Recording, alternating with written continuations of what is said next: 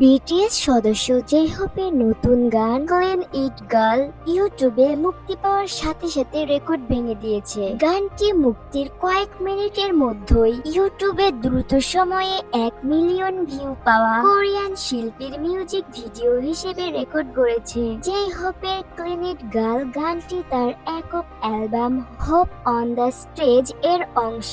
গানটির official music video ইউটিউবে প্রকাশের পর দ্রুত জনপ্রিয়তা লাভ করে। গানটির আকর্ষণীয় সুর এবং জেহোপের মনোমুগ্ধকর পারফরমেন্স দর্শকদের আকৃষ্ট করেছে। ক্লিন ইট গার্ল গানটি জেহোপের আগের কাজগুলো থেকে বেশ আলাদা, যা তার বহুমুখী প্রতিভার প্রমাণ দেয়। গানটির ভিডিওতে তার অসাধারণ নৃত্যশৈলী এবং গান গাওয়ার ভঙ্গিও বিশেষভাবে প্রশংসিত হয়েছে। তবে গানটি রিলিজের পর জেহোপকে আর্মিদের অনেক বাজে মন্তব্য শুনতে হয়েছে।